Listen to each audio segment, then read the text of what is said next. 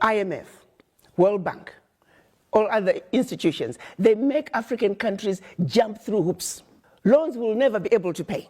The US, when they borrow money, they're getting it in 1.5, 1.9 interest rate. Africans, when they get the same amount of money, they're paying 9, 10%. The people who don't need a break, they get a break. The ones who need a break, they don't get a break. The sheer survival of the World Bank, IMF, is based on the fact that African countries and many other developing countries not succeed. Their success is based on our failure. That has to change. And guess who can make that change? We, the children of Africa, we, the Africans, are the ones who have to say, we know your game now. Enough is enough. We're not playing it anymore. And this is where the diaspora come in. There are more Ghanaian doctors in New York City than in the entire country of Ghana. There are more Nigerian doctors in LA than in the entire country of Nigeria. So let's be serious here. What Africa needs is capacity, capacity, capacity. And that capacity is in the diaspora. So it behooves us to bring the diaspora together. Let them understand what is really going on in our Africa. Diaspora are not going home. Diaspora are angry about Africa because they are not understanding the root cause of why Africa is where it is today. They think getting rid of a president will take care of the problem. Far from it. That president is just going to be replaced by another one who is going to equally suffer from the same difficult environment to work in. So let's look at an Africa that must be free to take care of herself, an Africa that's free from exploitation from outsiders. The multinationals who are stealing from Africa every day in broad daylight. I use an example of the DRC. If you ever fly very low over the DRC, you'll see tarmacs in the jungle. You'll see 747s flying into DRC, picking up minerals and flying right out. The same multinationals are responsible for arming young people and giving them MK-16s.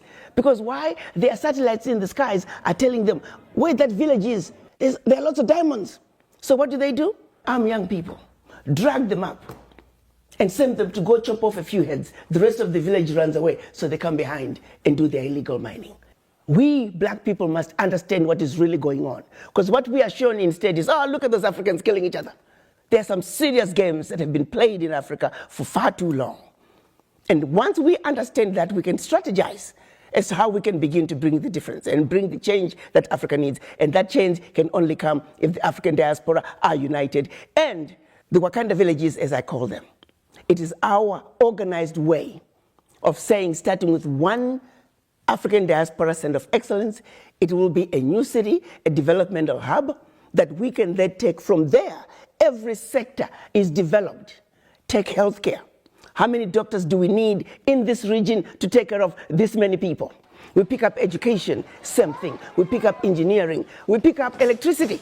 How many megawatts of power do we have in the region? How many do we need? Be it solar, be it wind, be it hydro, be it geothermal, be it nuclear. I want to bring you back to West Africa. President Alassane Ouattara made a declaration that the franc CFA will be replaced with the ECO. But many will argue that because there's still foreign reserves being placed into French economy, it's just the same currency, different name. Absolutely. I agree with that. The question I had right from the get-go, first, is pegged to the euro. Secondly, it's still going to be printed in France. Third, they may try to say we are eliminating the colonial tax, but they're replacing it with the foreign exchange tax. These countries are very capable of negotiating their own deals. Their funds don't have to go through the French central bank. Even countries wanting to trade with African countries, they don't have to go through French central bank. So there are all those technicalities that are just stupid. What's needed is complete separation. France has got to get out of Africa, really, honestly. Enough is enough. To take $500 billion out of Africa. I mean, it is insanity of the highest order. In countries that are supposedly poor, and making those countries fund French education, French healthcare system, create jobs for French youth while we are struggling in our country. It's no longer sustainable. President Macron needs to wake up and smell the coffee. And the African youth are the ones he's going to have to deal with. The African youth are not taking it anymore. They want what belongs to them. Financial institutions, though them too. If I had my way, all the African heads of states should stop paying back any loans that were given by IMF and World Bank. Those loans have been paid gazillion times over. Many people in the diaspora are wondering Yes, you're no longer the ambassador to the US, but they would like for you to take up the position of the African Union Commission. I have to say, when the drumbeat was getting louder about me becoming the chairman of the African Union, I disregarded it because it's nothing that I've ever thought about. But increasingly, as we are looking at the implementation of the African Continental Free Trade Area, you have to understand the role of the African Union Commission is to be the implementer of the decisions that are agreed upon by the African heads of states.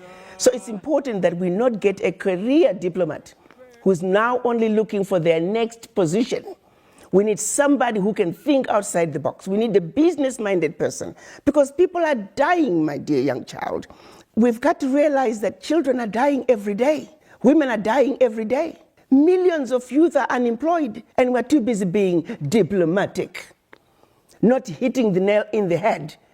If we don't get an African Union chair who realizes that you're under the table and they're making you fight with your brothers and sisters as to who got the larger chunk of the crumbs under the table. That way, you never have to talk about what's on the table. That is a blind chair.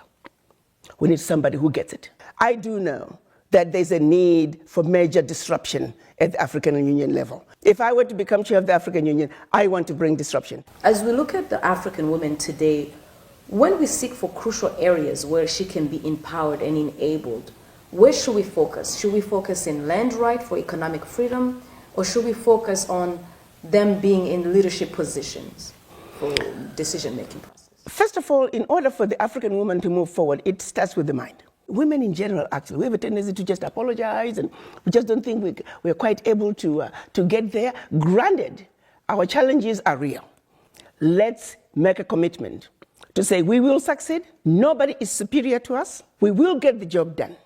Let's find strength within each other that we are going to take care of ourselves. We're taking care of our neighborhoods, we're taking care of our homes, we're taking care of our Mother Africa. That commitment and that change of mindset, once we have the change of mindset, the game is over. Because you can take me wherever you take me. If my mind is in the right place, there is nothing you can do to me. There are no games you can play with me. On that very point, what is your view on gender equality, in the African context especially? In African culture, we, the women, have always ruled. The men might think that they have ruled, but behind the scenes, it was always us. I like to share the story of Nanaya Asantwa. She was the gatekeeper of the golden stool in the Ashanti kingdom. When the British were trying to take the golden stool from the Ashanti people, the men had given in. They were ready to give up the golden stool in exchange for the king who was in exile in Mauritius. But you got to understand that the golden stool is where the spirit of the Ashanti people is housed. So when you give up the golden stool, you have given up the spirit of a people. Our men, our Ashanti men, were ready to give up the spirit of the Ashanti people. Nanaya Asantwa, as the gatekeeper of the golden stool, she said, absolutely not. And let me paraphrase her speech. She said, I shall call upon all my female sisters. We will pick up arms and we will fight the British till the last one of us is down. We then picked up arms, organized, and they fought the British and defended the golden stool. That is the power that the African woman has. Madam Ambassador, Our Voices is a show that brings the women's voices at the table. What is your message to them today? My message to the African woman is to say, you, the African woman, without you, there would not be any other races. And for that reason, you have a very important role to play in the world affairs. Once you understand that, take your role. No one should ever make you feel inferior. As mothers, as grandmothers, as sisters, as nieces, let's come together and let not only our husbands and our brothers and our uncles, no, we need to work together as equals because it's going to take all of us working together to make our Africa what we want it to be. Madam Ambassador Arikana Chomborekwa, thank you so much. We much appreciate it. Thank you for having me. And important on Africa. And it's when I realized it's not only Africa that goes to the IMF or World Bank to go and borrow money. There are even some other countries out here in these Western continents that they also go there and they borrow money. But there's a difference. The difference between Africa and these other countries is that when African nations go and to borrow money to IMF, they're given a lot of interest. Okay, so in these other countries, they go to borrow money, they're given 1.5 interest, 1.5% interest, 1.8% interest. But you find out that African nations are given more than 10% interest to pay, and some other conditions. Okay, so when they see African countries coming to borrow money, they see an opportunity. They see an opportunity. They see this is an opportunity that has come, and we need to actually be able not to let it slide, because they know it is only in Africa where they can be able to get the things they want to get. So it is only Africans that are treated in a certain way that when they go to borrow money from the IMF. And Dr. Arikana said something very, very, very significant, that African countries that are owing IMF right now, they should stop paying that money. That if you have a loan that is pending, a pending loan, or you have an outstanding balance, you haven't paid yet, you shouldn't pay it. And I support Dr. Arikana when it comes to this. I really find out, I don't know why. I'm not saying we should stay with things that does not belong to us. I'm not saying we should not give or supporting the issues of you taking something from somebody and don't give it back. No, don't do that. I'm not saying that. I'm not on that. But when it comes to this issue of Africa paying loans, the loans that they have acquired from the IMF, they shouldn't pay. Because why are they paying these loans? What is the reason as to why you're paying the loan? Okay? Because it is the same thing. It is like you're being stolen. Somebody is taking something from you, and then he comes and lends you the same thing he took from you. Or rather, someone comes to your home, takes your property, and then he lends you the same property. You're being lent something that belongs to you. Okay? Because these people, the money they are having right now, it is the money that belongs to Africa, because every wealth is coming from Africa, and a lot of development and growing countries, they are finding their stability. They are getting their stability because they associated themselves with Africa in one way or the other. So everything they are getting does not come easily. That does not just come anyhow. They have all they have because in one way or the other, they associated themselves with Africans and with Africa as a continent. That is why they are able to be or to live the kind of life they're living. So it is only that we did not know when they were taking these things, or else we knew, but we ignored, because we're having leaders who are ignorant, leaders who are fools, leaders who does not care about people, leaders who don't know anything, like they're just there. Okay? So they used to come and take things away. They come, they take things away. Okay? They're making money. They lent us the same money that they made from the wealth, from the resources that belongs to us. Yeah? So instead of start pushing the issues of reparations and all those things, we should stop pushing the issues of reparations. And the countries that are owing IMF and the World Bank the trillions and millions of money and the billions of money, you should just stop paying. Because at the end of the day, you are being stolen. Like, they're stealing from you. They lend you what belongs to you. They took your property. They take your property. They lend you the same property with a higher interest again. Like, they're stealing from you double. And it's something we've not been able to understand or to realize. Okay? So, let's be Africans and come out and be ourselves. Let's be ourselves. Remove your muscles and say, we're not going to pay your money. We're not going to pay it. Okay? Because it's our money. It's not even theirs. We just part ways that way. Because we are being taken advantage of so much. And this is what Dr. Arikana is saying. That these countries, they don't care about Africans. So the people who are supposed to be given bread, they're not being given bread. Those who don't need bread, they're the ones who are being given bread.